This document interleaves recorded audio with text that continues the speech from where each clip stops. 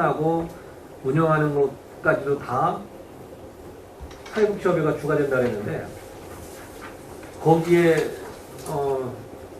뭐죠? 그 뭐라 그러지? 그분이? 본부장이요? 본부장. 본부장부터 시작해서 거기에 있는 인력 모두를 다 시가 다 독점해서 뽑았어요. 그래서 그 이후에 새롭게 한 사람인가 더 추가했죠. 예, 10월에. 그것도 이제 이런 문제가 있으니 이제 사회복지협의회가 추천해서 뽑을 수 있도록 해나가는데 그게 제대로 했어요?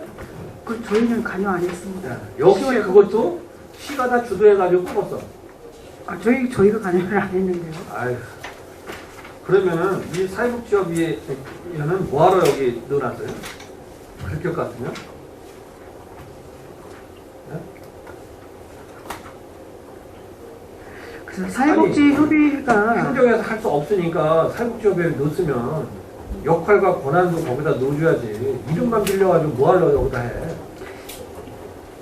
이거 지난번에 계속적으로 의회에서도 문제 제기했던 거예요. 근데도 시는 떠들지 말든지 별 방안을 생각 안 하고 있어. 사회복지협의회가 이제 그동안에 이제 많은 그 사회복지 쪽으로 또 나눔 사업도 많이 했고, 그 협의회 나름대로 또 나눔 쪽으로 노하우라든가 그런 스킬 쪽으로 또 그러니까 좋은 단체라고. 그런 노하우를 예. 활용해야죠. 예, 그 그렇죠. 얘기는 사회복지협에서 의견내는 거를 일정하게는 예. 반영시키고 서로 이렇게 논의하는 구조가 있어야죠. 그게 제대로 되냐고. 그러니까 문의만 한다고 하면 뭐하러 이걸 해요. 그냥 시가 하지. 저기 의원님 지적에 대해서는 시들이 받아들이고요. 이제 문제는 이제 사회복지협의회하고 한국나눔본부의 어떤 역할이라든가 관계인데요. 이제 이 부분에서는 이제 사회복지협의회가 이제 다 같이 바란스를 맞춰가면서 서로의 역할 분담 하도록 그렇게 하겠습니다.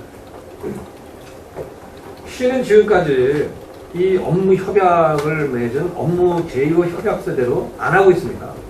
제가 이제 이거 국장님 한번 읽어보셨어요? 협약서? 사장님 읽어보셨나요? 근데도 읽어보는데도 그게 잘 실현이 안 되나 보죠? 제가 이제 그 협약서 4조에 협약 당사자의 역할과 의무가 있습니다. 여기에 이 각각의 역할이 있는데 시의 역할은 뭔지 아십니까? 시는 행복나눔 운동본부의 운영 및 모금 사업을 적극 지원한다 돼 있어요. 끼대는 게 아니야. 지원해 주라는 거예요. 시는 협의회와 협의하여 지원 기준, 지원 대상, 지원 내용 등에 대하여 분기별 연차별 지원 계획을 수립하고 추진한다. 이렇게 돼 있습니다. 직접 하려는 얘기가 아니에요. 그럼 협의회의 역할은 뭐냐? 협의회는 행복나눔 운동의 활성화를 위해 기부금 모집 및 홍보 활동에 적극 힘쓴다. 협의회는 행복나눔으로 조성된 재원을 시와 협의하여 지원 기준, 지원 대상, 지원 내용 등에 대하여 조사, 검토하여 지원 대상자에게 배분한다. 이렇게 돼 있어요. 이게 협의회 역할이에요. 이 협의회 역할이 이게 여기 협약서만 되냐고. 다 자기들이 다 알아서 하고 하면은 이 협약서를 뭐하러 써요? 그러니 사회복지협의회는 이름만 빌려다놓는 거지 무슨 의미가 있냐고. 사람 뽑을 때도 시가 알아서 다 뽑고 이거 할 때도 다 알아서 다 하고. 아니 이걸 만들었으면 여기에 둘에서 움직여야지. 이렇게 얘기하면 또 뒤에 가서는 이 사회복지협의회가 뭐 이런 걸 얘기했느니 마느니 이렇게 하고 또 하고 있고. 이제 행복나눔본부 이제 초기에 정착을 위해서 이제 시에서도 이제 많이 관여를 했고, 제가 거기 또 손구 국장하고 정착을 위해서 했어요? 그게 정착을 위해서 하신 건가? 아무래도 이제 나눔본부를 시에서 이제 처음에 발족을 하다 보니까. 아니 그 정착을 위해서라는 얘기가 여기에 나와 있는 것처럼 운동본부의 운영 및 모금 사업에 적극 지원해주면 되는 거예요. 그동안 평택시에 곳곳으로 들어오는 모금을 이제는 행복나눔본부로 갈 수 있도록 안내해주고 그 모금이 더 될 수 있도록 역할해주면 되는 거예요. 시는. 그리고 지원 내용, 지원 대상 이런 것들을 결정하는 것은 시가 할 게 아니라 사회복지협의회와 그 모금회와 같이 논의하고 시랑 논의해서 하면 되는 거예요. 시가 일방적으로 하기 때문에 문제 아닙니까? 모든 권한을 평택시가 지고 있기 때문에 안 되는 거예요. 그게 아까 이제 과장님 얘기했죠. 우리는 아니었다. 직접 했는지 모르지만 모금회를 통해서 그렇게 하고 있는 거 아닙니까? 결국은 뭐냐? 요즘 최순실 사건에서 보는 얘기랑 똑같아. 나는 그쪽에 본 적도 없고 해본 적도 없다 했는데 나중에 조사해보면 다 나중에 인정하더라고 또. 그 의원님 그 협약에 대한 내용대로 뭐 충실히 이행해라 이런 말씀을 받아들이는데요. 그쪽으로 뭐 일부 뭐 한 것도 있고 뭐 좀 미흡한 면이 있지 않은 게 생각이 드는데 하여튼 협약 내용대로 하겠습니다. 예. 그러니까 이렇게 하면 안 되는 거고요. 결국은 뭐 이런 과정에서 이름만 빌려주고 하는 그런 역할로 할 게 아니라 진정하게 협약서를 맺고 했으면은 그쪽의 권한과 역할을 명확하게 하고 이걸 운영해줘야 된다. 앞으로 이제 지금은 이제 정착 단계라고 치자 이거요. 앞으로 본격적인 이 한국나눔본부의 이제 역할이 이제 진행될 텐데 이때마다 이렇게 할 거예요. 그 모금의 또 이 협의 역할이 그대로 업무 협약에 나와 있는 것처럼 진행돼야 되는 거예요. 알겠습니다. 그게 아니면 뭐 그만두든지 아니면 이걸 뭐 협약서 잘못했으니까 바꾸자고 뭐 얘기하든지 해야지. 그런 거 없이 그냥 지금처럼 운영하면 안 되죠. 하여튼 저기 협약에 의해서 준하도록 지도를 하겠습니다. 그리고 이 업무 제약 업무 제약 협약서에 보면 모금 방법은 본 협약에 의해 조성된 기부금품은 모금의 명의 계좌로 입금 접수돼야 한다. 이렇게 돼 있어요. 네? 그리고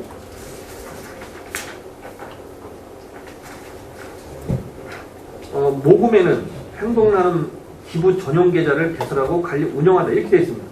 맞아요? 네. 이렇게 하고 있어요? 네. 거기 공동모금에 행복나눔 전용 계좌가 있습니다. 계좌가 하나요? 행복나눔본부는 계좌가 하나죠. 그래, 계좌가 하나요? 예. 진짜 하나요? 행복나눔본부 계좌가 공동모금에 하나가 있고요. 기존에 이제 그 시에서도 그 지정기탁금 사업을 그러니까 제가 질문하는 걸 명확히 대답해요. 예, 예. 이 공동모금에 관련해서 계좌가 하나냐고. 공동모금의 계좌에는 저희 시의 계좌가 또 따로 하나 있습니다. 그 계좌는 기존에 지정기탁금으로 해서 쓰이고 있던 기존에 있었던 그 계좌. 아니, 그러니까 기존 거는 공동모금회가 만들어지면서 예, 예. 행복나눔본부가 만들어지면서 그것은 효력이 없는 거예요. 그러니까 근데 관리하고 있는 거예요. 이제는 지금 이제 지정기탁 그 사업을 아직 행복나눔본부에서 그 사업 수행을 못 하고 있기 때문에 그 아니 사업은 그런 저희 역할들을 넘겨주는 역할을 이 시가 해야 되는 그래서 거지. 지난번에 이제 새로이 한 명 더 추가를 한 그러면 증언을 하는 이유가 두 개요? 지정기탁금 그 사업을 하기 위해서 이제는 저기 한 거라. 지금 그 공동모금 행복나눔본부 예, 예. 여기에 그 통장 그 앞에 4번 좀 줘보세요. 통장 지금 4번. 지금 보내라고 하죠. 예, 예. 네, 지금 보내라고 봐요. 두 개나 그랬죠? 예. 어? 더 나오면 안 됩니다. 아니요? 두 개인 걸로 알고 있습니다. 두 개인 걸 알고 있어요? 예. 세 개로 알고 있는데. 세 개로 알고 있는데. 아시면은 하나는 뭐라는 말씀이신 거죠? 아니 지금 그 그거를 공동모금 강남 저는 강남 과장이 나한테 그걸 물어보면 도대체 이게 어떻게 되는 거예요? 아니 저는 그 시 지정 기존에 있던 그 지정 계좌 하나 행복나눔본부 지정 계좌로 알고 있기 때문에 말씀드리는 겁니다. 일단 저기 그 의원님 그분은 바로 저기 계좌에 대한 거는 전부 저기 가져오라 할 테니까요. 지금요 예. 공동모금에 평택시 불우이웃돕기 모금 통장이 있고 협의회 자체 통장이 있고 행복나눔본부 공동모금회 통장이 있고 이렇게 세 개 있어요. 사회복지협회예요? 아니 여기 행복나눔본부와 관련돼서 연결되는 사회복지 그 자기 그 고유의 통장 그런 이야기는 여기 살 필요가 없고.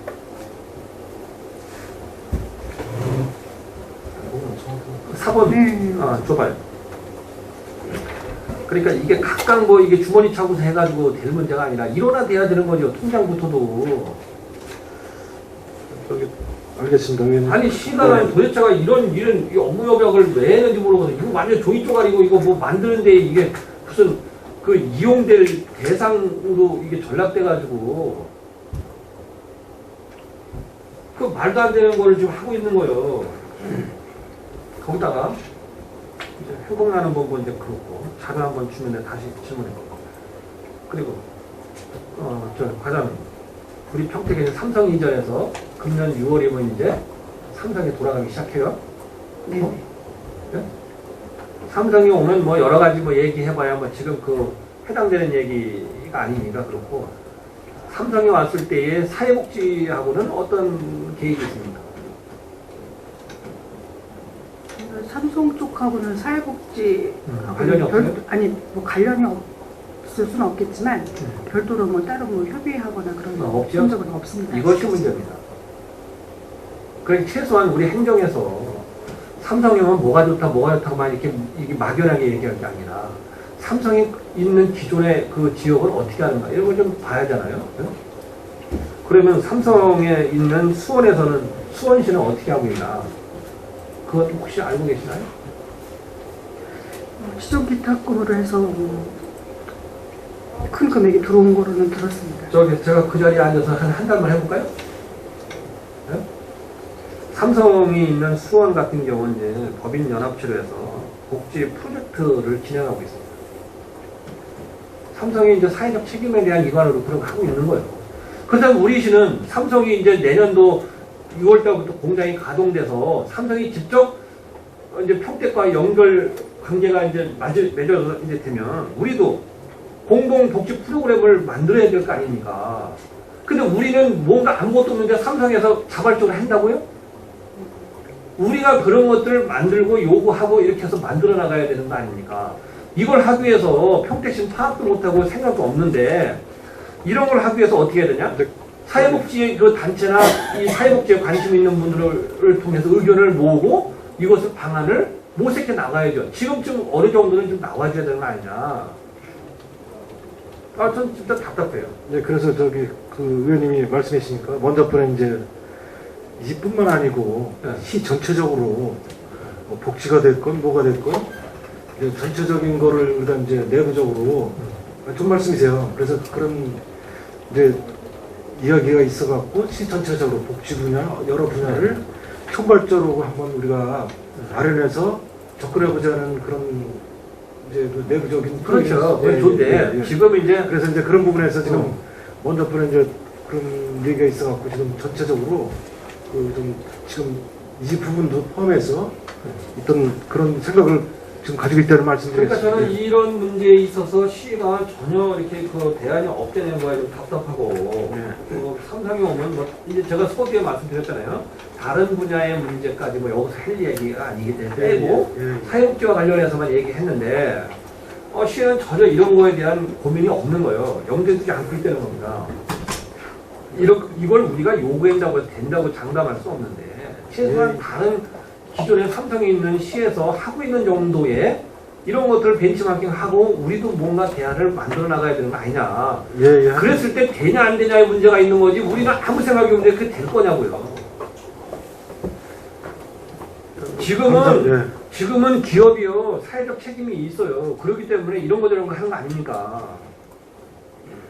맞는 말씀이십니다. 저희가 선제적으로 행정을 추진하는 게 좀 부족한 거 많습니다. 아무튼 좀 답답해요. 복지대단만 갖다 이렇게 이제 만들어 놓으면 된다는 생각을 좀 버리고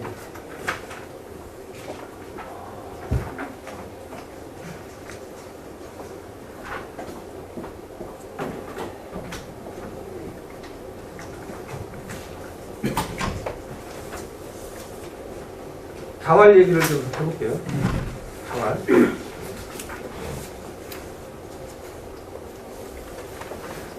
자활의 현재 문제가 뭐라고 보십니까? 자활. 자활요? 저희가 이제 뭐 이렇게 저소득층이 뭐 자활을 하기 위해서 이제 정부 이제 사업비로 해서 뭐 자활 사업을 하긴 하는데 아무래도 이제 거기에 그분들이 또 제일 우선 또 요구하는 거가 실제 우리 한 달에 한 80에서 한 90만 원을 주거든요. 그러면은 그 임금이 적다.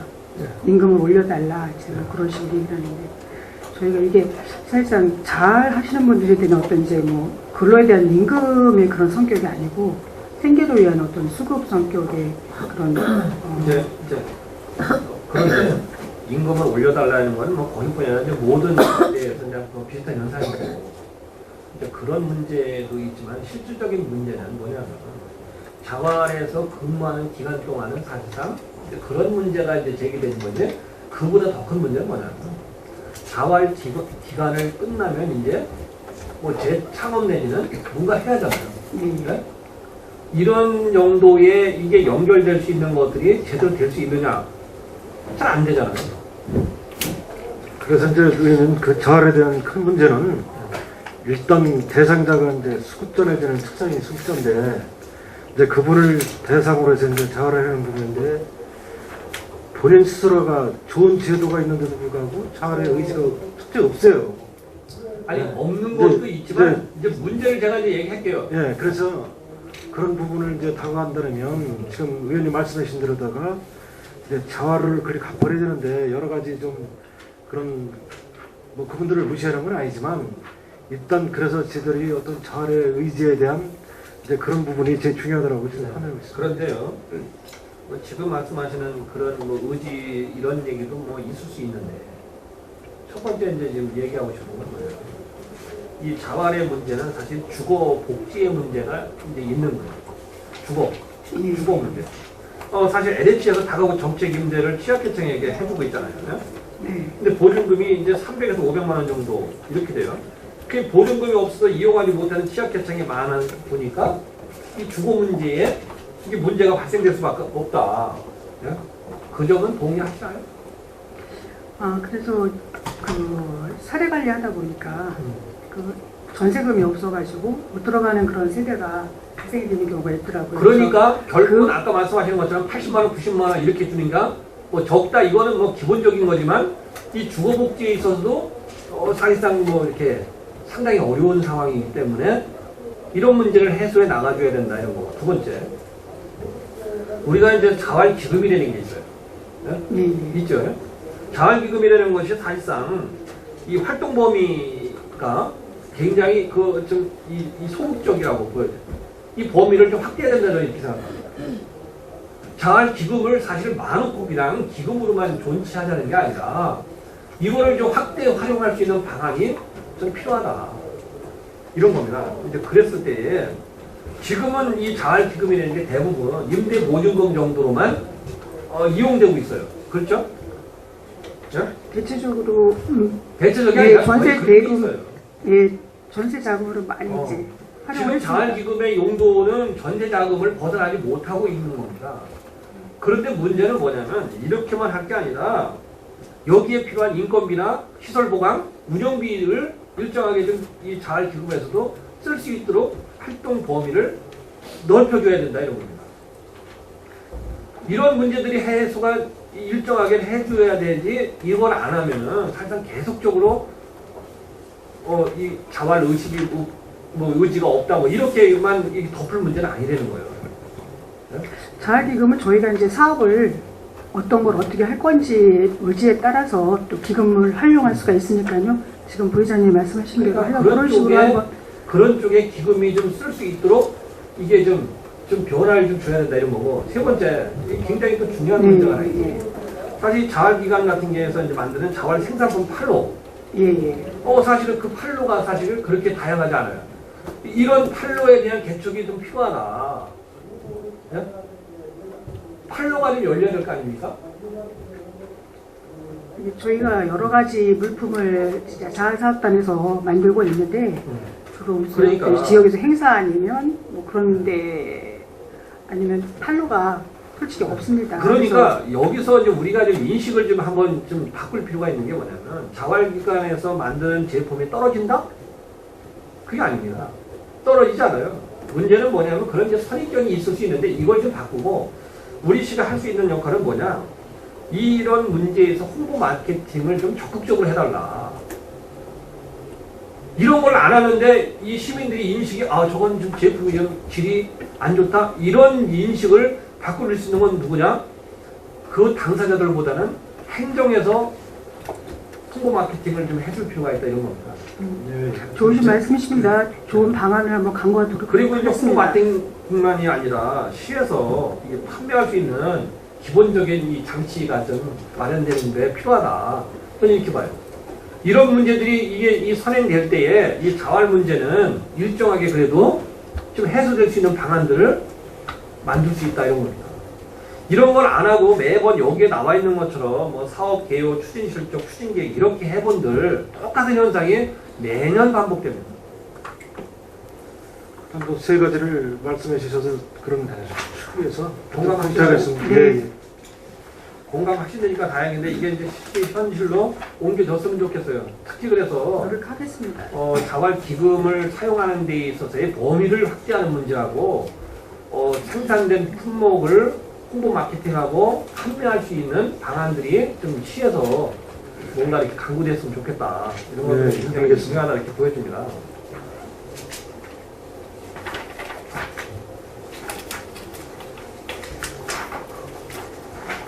생활 청소년과 얘기 좀 해볼까요?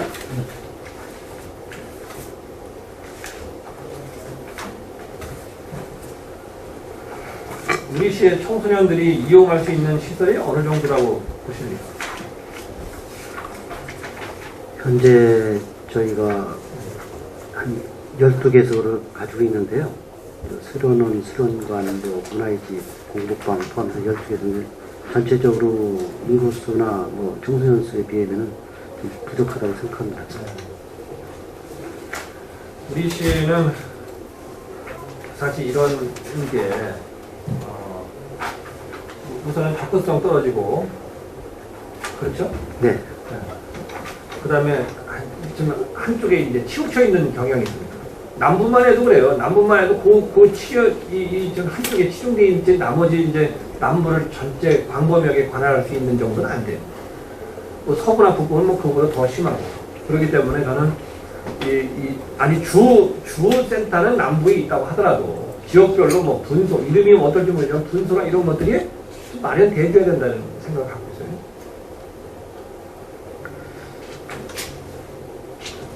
아닌가요? 의원님 말씀이 맞는 말씀이고요.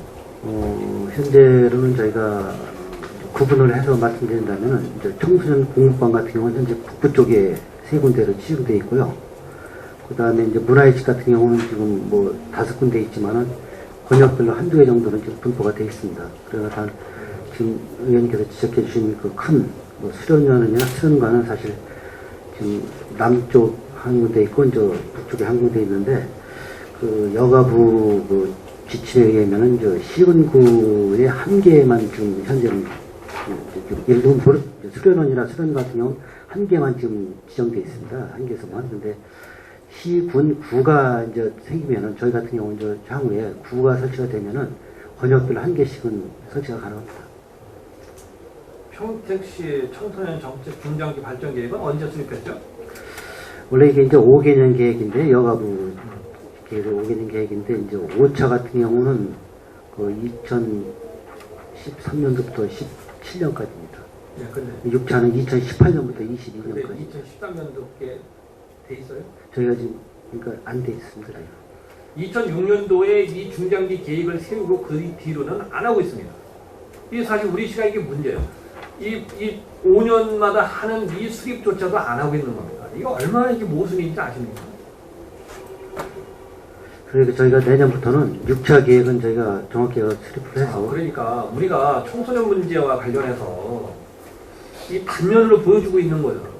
기본적인 중장기 계획마저도 5년마다 세워야 되는데도 불구하고 2006년도에 세우고 지금도 손을 못 대고 있다는 거예요. 그러면 그런 거 정도도 안 되고 있는데 2006년도에 중장기 계획으로 세웠던 이 발전 계획 수립이 됐는데 그러면 그나마 그럼 그건 그 계획대로 실행에 옮겨져 있냐? 그것도 실행에 옮기지 않고 있습니다. 그래서 사실 이렇게 되면 이제 곤란한 거 아닙니까? 그럼 다행히 6차 계획을 이제 지금부터 한다고 하는데 이게 얼마나 웃기는 얘기예요. 과장님 책임이라고 보진 않습니다. 앞에 이제 진행된 거기 때문에 아마 이게 다른 시에서도 이렇게 하는지는 모르겠지만 5년 만에 해야 되는 이 아주 그 의무적인 것도 안 하고 이렇게 넘기는 정도라면 우리 청소년 정책이 어떨 거라고 의심되지 않겠어요?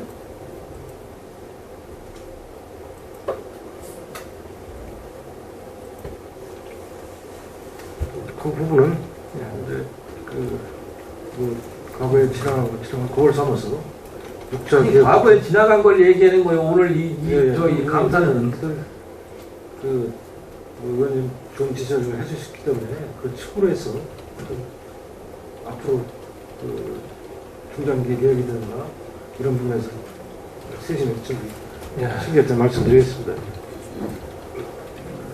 그리고 이제 무봉산 수련은 이제 일정하게 이제 그 이용료를 내야 되기 때문에 그렇다고 하더라도 사실 부족해요. 그러다 보니까 이제 운영비 지원이나 이런 뭐 시설 지원 이런 걸 하잖아요. 근데 청소년 문화센터 같은 경우는 이제 수익 구조가 잘 안 생기는 곳입니다. 그렇죠?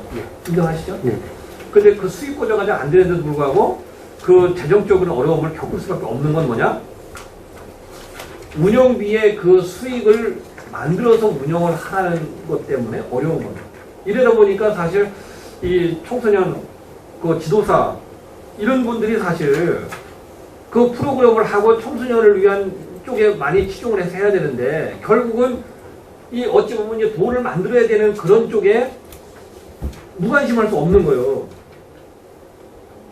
그러니까 기본적으로 중장기 발전 계획 세우는 것도 정말 그렇고 그 세워진 거를 제대로 안 지키는 것도 그렇지만 있는 시설 운영도 사실상 상당 부분 그 애초에 목적하고는 조금 좀 어울리지 않는 그런 거죠.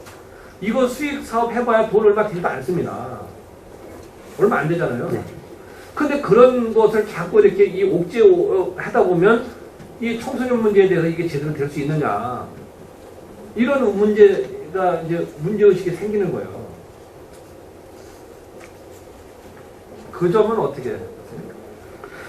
의원님께서 지금 지적해 주셨듯이 저희 이제 문화센터 쪽에 앞으로 그 좋은 프로그램이라든가 시설 장비가 유지되도록 신청했습니다. 그러니까 저는 이제 이 청소년 문제와 관련해서 그렇게 지금까지 해온 방식으로 하면은 저는 변화가 없다는 게 보여지고 조금 더 구체성을 가지고 해줘야 된다. 그리고 무엇보다도 여기도 마찬가지죠. 아까 복지정책 얘기했지만 이 청소년 문제도 마찬가지입니다. 민간의 의견을 자꾸 수렴해야 돼요. 이걸 수렴 안 하면 될 수가 없습니다. 그리고 민간 중심의 운영이 될 수 있도록 자꾸 재편시켜줘야 돼요.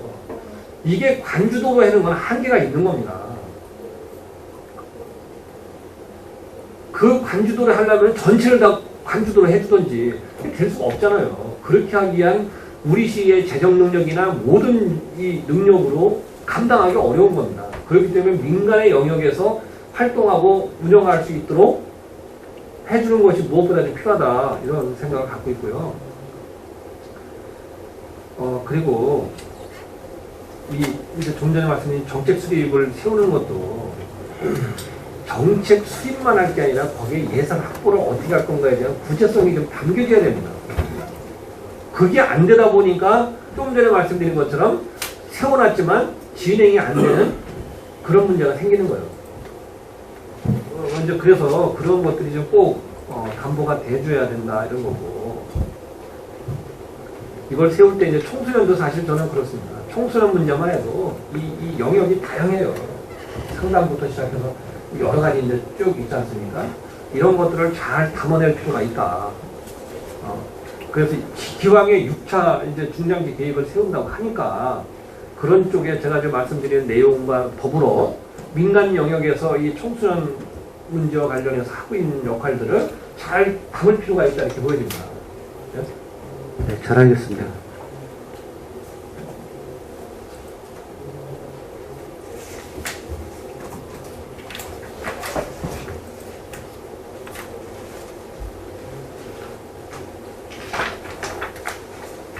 그 다음에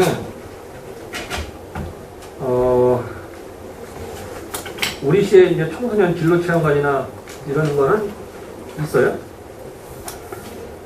시험관은 없습니다. 시험관은 없고요. 진로 상담이라는 거는 예, 있습니다. 그거는 이제 그 청소년 문화이집 이런 데 되는 거예요. 청소년 문화센터에서. 센터에서 네. 한 군데밖에 없는 거죠. 현재는 그렇습니다. 지난번 이게 작년도에 행정사고 가면서 때 이게 지적했던 사항입니다. 그게 뭐냐면 이 남부 쪽에 하나만 하다 보니까 조금 더 이 영역을 좀 확대해서 최소한 이제 권역별로 이런 뭐 진로 상담을 해주든지 청소년 상담을 할 수 있는 구조를 좀 넓혀주자. 근데 이 넓히는 것이 이게 쉽진 않아요. 왜냐하면 거기에 이제 이 상담사가 필요하고 이런 거기 때문에 뭐 공간은 저는 뭐 있을 수 있다고 생각해요. 이런 의지를 갖고 하지 않으면 계속 이건 뭐 공연불이다 이런 거고요. 그래서 사실상 그 남부 쪽에 있는 청소년 문화센터에서 진로 상담을 하거나 이럴 때에 누가 갈 수 있냐? 이 접근성이 떨어지는 거예요. 이 청소년 같은 경우는 오히려 성인보다도 더 어려운 게 뭐냐면 직접 차를 끌고 다니는 사람이 별로 없습니다. 그렇기 때문에 이게 최소한 그 상담할 수 있는 그런 공간들을 좀 만들어줄 필요가 있다. 이런 겁니다. 네? 네, 검토해보겠습니다. 그리고 이제 위기 청소년이 있잖아요. 네. 현재 여자 청소년 이 쉼터는 하나 있죠. 하나 있습니다. 남자 위기 청소년은 없죠. 현재는 없습니다. 예. 이게 사실 이제 뭐 물론 뭐 여성이라도 하나 있으니 다행인데 이거면 남녀 구분이 없는 거거든요. 네? 그렇다고 같이 들어갈 수도 없어요. 그러면 이런 문제도 좀 고민이 좀 돼줘야 되는 거 아니야? 어떻습니까? 이 문제도 아까 이제 의원님께서 말씀하신 이제 6차 청소년 정책에 저희가 그걸 좀 검토하고 있습니다. 그래서 이것도 사실 단기도 있고 중장기 시설도 있지 않습니까? 네네. 이런 시설들이 좀 검토가 좀 돼야 된다. 저는 이렇게 생각해요. 네, 맞습니다.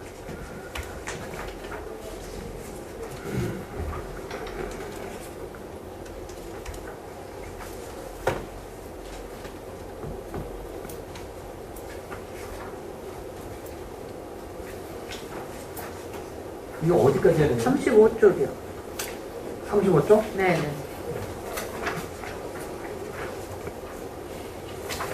그래서 지금 이제 쭉 말씀을 드렸는데 35쪽에 보면 여기에 이제 청소년 문화센터가 하나 있고 청소년 문화의 집이 5개가 있고 청소년 상담센터 이제 하나 있고 공부방이 이제 3개가 있다고 이렇게 돼 있잖아요. 네. 이 공부방은 사실상 한쪽에서 치중돼 있는 거예요. 이것도 북부 쪽에 3개가 치중돼 있는 거 아닙니까? 네. 그래서 이 사실 청소년 시설이 접근성이 떨어진다고 말씀을 드렸고 또 지역 편차가 심하다고 얘기했잖아요. 그러다 보니까 상담을 받고자 하는 청소년이나 학부모들이 이용하는데 상당히 불편을 겪고 있는 거예요. 이런 문제에 대해서 해소할 수 있는 방안들이 좀 필요하다 이런 겁니다. 복합적으로 저희가 정책에 입안될 수 있도록 저희가 최대한 꼭 검토해보겠습니다. 네, 맞습니다. 네. 또 지자시 의원님 계십니까? 네, 권영아 의원님. 하나만.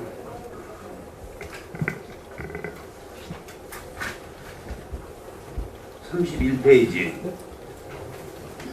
맞춤형 급여 시행 생활안전대책 추진이라고 해서 맞춤 급여 시행 전에 2015년 6월 말에 5,174대 되고 2016년 9월 말에 7,000세대, 7,079세대를 이렇게 했어요. 네.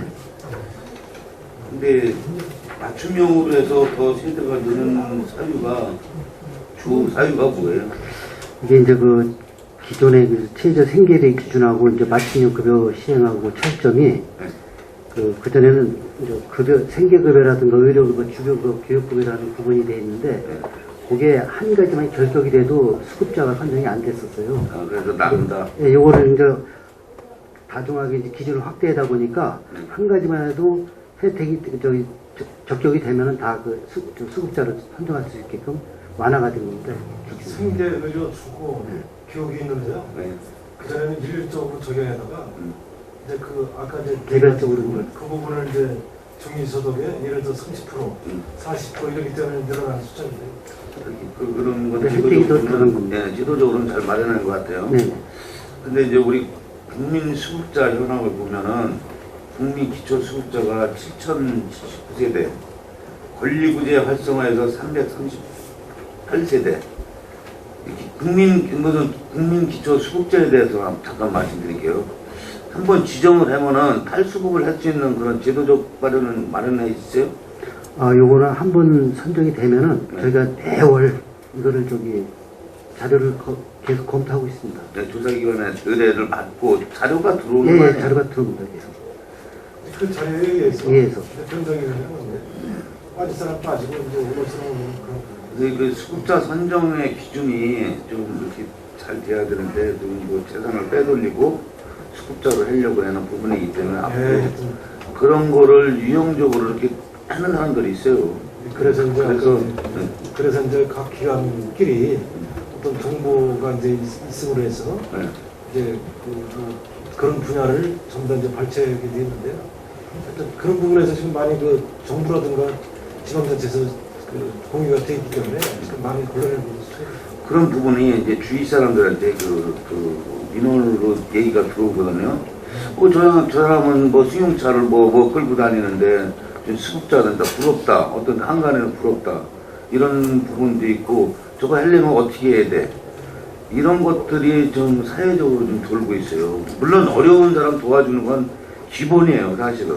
이제 그런 거를 유형별로 좀 잘 찾아내야 되고, 권리 구제 활성화를, 나도 이건 원칙적으로 좋아해요. 근데 권리 구제 활성화를 하려면은 이게 그러니까 자식이 부모를 버리는 사람들이 많이 있잖아요. 가족관계 단절. 가족관계 단절. 예. 그럼 그거는 어떻게 구제를 해서 해죠? 지금 이 저희가 구제하려면은.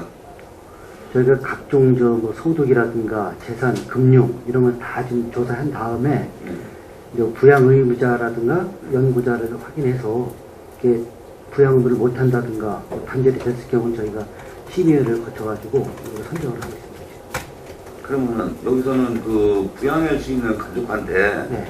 부모를 포기하는 포기각서를 받나요? 예, 다 저희가 사전조사를 해가지고 다 포기를 받습니다.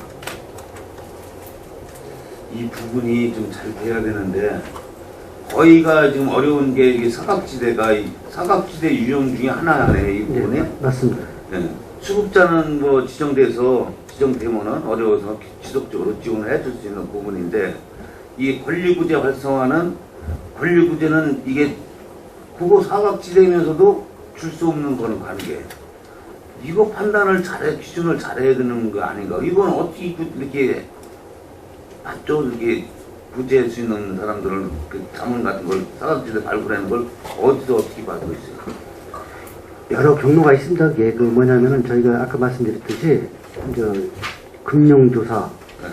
소득, 재산 이게 다 행보이행 시스템으로 돼 있어가지고 거기에서 이제 발췌된 게 있고 또 이제 제보에서 한 게 있는데 제보 통장들한테 예예. 근데 이제 제보 받고 이런 경우 같은 경우는 아까 이제 신중히 검토가 되는 게 뭐냐면은 일단 가족관계 단절이 주 대상이기 때문에 그분들의 그 공식적인 답변을 받습니다. 저희가 부양을 안 하겠다든가 뭐 이런 하면 저희가 그걸 이제 선정을 해서 구제 금융을 해주는 거죠. 저희가. 이 역할이 중요할 것 같아요. 왜냐면 이분들을 좀 구제해서 실질적으로 진짜 어려운 사람이 죽음에 이르는 사람이 이쪽에 많이 편중돼 있어요. 맞습니다. 예. 거의 이제 가족이 버려서 가족이 지원을 안 하죠. 재산은 또 감춰놔 있잖아요. 뭐 자식이 있다든가 사위가 있다든가 이런 것들이 있잖아요. 근데 실제로 그분들이 도움을 안 주기 때문에 앉아서 굶어 죽는 거예요. 이런 걸 의원님이 그런 그 염려의 말씀 내지는 그런 부분인데요. 어떤 조사할 때 어떤 세심히 조사를 철저로 기하고 선정에 하여튼 여러 가지 시들이 그 종합적으로 검토해서 그렇게 하겠다는 말씀드리겠습니다. 요 부분 좀 법제화되고 계획적인 제도적으로 이 제도 속에서 이렇게 구제 활성화 방안을 마련해 줘야 될 거예요. 네, 알겠습니다. 예. 이상입니다. 네. 또 지리아시 의원님 계십니까? 네, 더 이상 지리아시 의원님이 안 계시므로 다음은 노인 장애인과 여성가족과 여성회관, 부서관수관 36쪽부터 52쪽까지 지리아시 의원님 계십니까? 네, 김미선 의원님.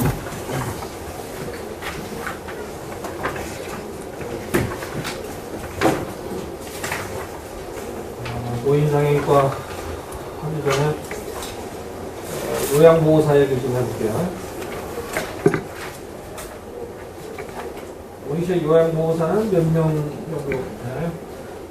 저번에 저희가 파악을 했을 때 그 요양보호사 자격증 가지고 계신 분이 한 1000여 명 정도 되는 거예요. 그 중에 이분들이 이제 자격증이 있는 분이고 이 중에 실제 활동하는 분들 이 1000명이 다 활동하는 건 아니거든요. 그렇지 않습니다. 실제 요양보호사로서의 이제 활동을 좀 하시는 거예요. 오늘 좀 자료를 좀 찾아봐야 되겠습니다. 그 시설별로 다 이제 널리 찾아야 되기 때문에.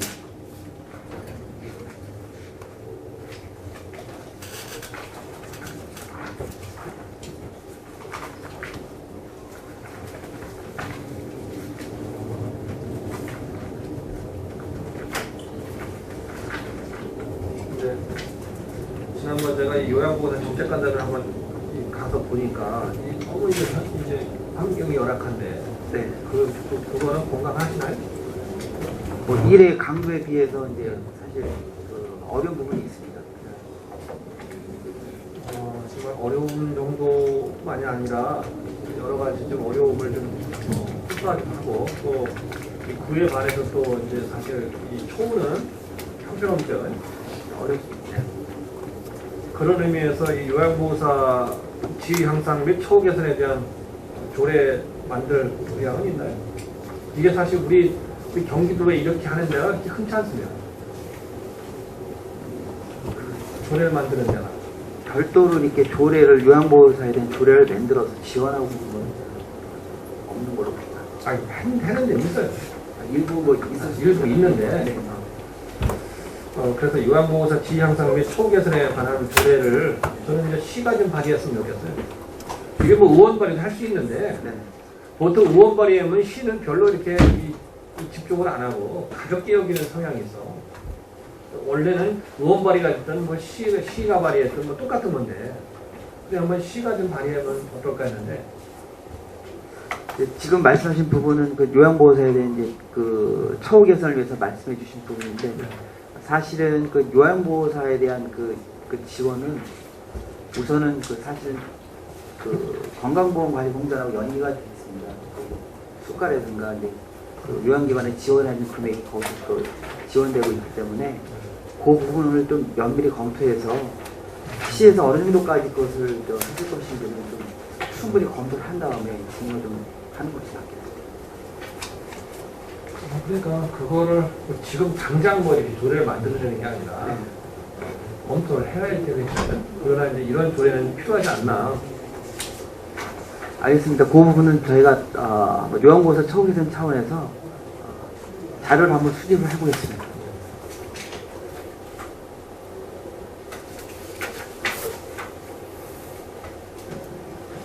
우리 평택에 장애 이동권 관련해서 우리 시가 지금 하고 있는 게 저상 코스 도입 이게 이제 40% 확보하게 돼 있죠. 네. 그리고 장애인 콜택시 하고 있죠. 그 운영을 뭐 직접 노인 장애인까지 하는 건 아닌데 최소한 현황을 할 거 아닙니까? 어때요? 사실은 그 이용자 수에 비해서 너무나 이용자 수는 신청을 희망하시는 분은 많고 운영하는 사는 사실 그걸 몸을 콜택시 얘기하는 거고. 예.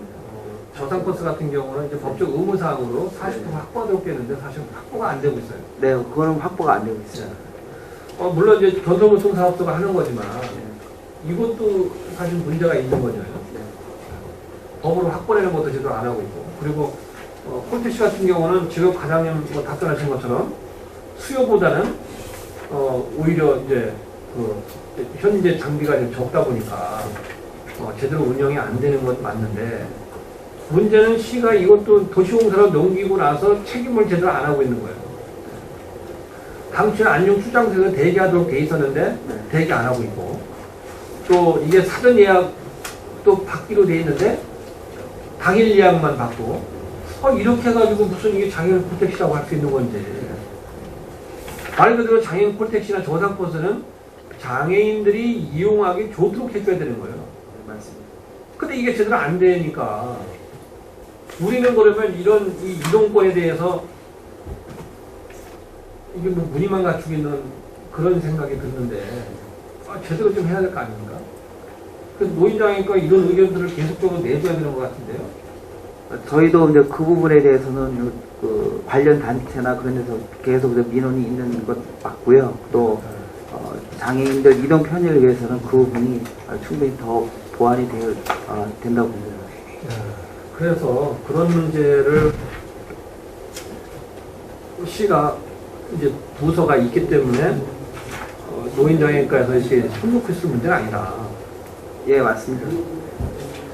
의원님 좀 쉬었다 할까요? 예. 네. 원활한 감사 진행을 위해 잠시 휴식 시간을 갖고자 하는데 위원 여러분 이의 있습니까? 네, 이의가 없으므로 10분간 감사 주기를 선언합니다.